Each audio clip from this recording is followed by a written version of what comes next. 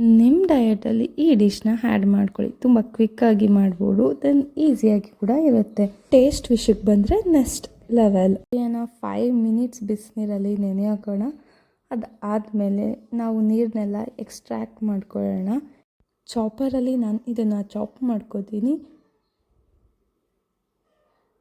ಒಂದು ಮಿಕ್ಸಿಂಗ್ ಬೌಲಲ್ಲಿ ನಾವು ಚಾಪ್ ಮಾಡ್ಕೊಂಡಿರೋ ಸೋಯಾ, ಕಡಲೆ ಹಿಟ್ಟು, ಗರಂ ಮಸಾಲ, ಧನಿಯಾ ಪೌಡರ್, ಚಿಲ್ಲಿ ಪೌಡರ್, ರುಚಿಗೆ ತಕ್ಕಷ್ಟು ಉಪ್ಪಾಕಿ ನಾನು ನೀಟಾಗಿ ಮಿಕ್ಸ್ ಮಾಡ್ಕೋತೀನಿ. ನಾನು ಇಲ್ಲಿ ನೀರು ಹಾಕ್ಕೊಂಡಿರಲ್ಲ, ಹಾಗೆ ನಾನು ಮಿಕ್ಸ್ ಮಾಡ್ಕೋತೀನಿ. ಮಿಕ್ಸ್ ಆದಮೇಲೆ ನಾವು ಅದನ್ನು ರೌಂಡ್ ಶೇಪಾಗಿ ನಾವು ತಗೊಳ್ಳೋಣ. ಒಂದು ಪ್ಯಾನ್ಗೆ ಆಯಿಲ್ ಹಾಕಿ ನಾವು ಮಾಡ್ಕೊಂಡಿರೋಂಥ ಸೋಯಾನ ಫ್ರೈ ಮಾಡ್ಕೊಳ್ಳೋಣ. ಅದ್ರ ಮೇಲೆ ಕಪ್ಪು ಕೂಡ ನಾನು ಹಾಕ್ಕೊಂಡಿರ್ತೀನಿ. ಅದನ್ನು ನೀಟಾಗಿ ಫ್ರೈ ಮಾಡ್ಕೊಳ್ಳೋಣ. ಅದು 2 ಕಡೆಯೂ ಬೆಂದ ಮೇಲೆ ಒಂದು ಪ್ಲೇಟ್ಗೆ ಸರ್ವ್ ಮಾಡಿಕೊಂಡು ಈಗ ಟೇಸ್ಟ್ ಮಾಡ್ತಾಯಿದ್ದೀನಿ.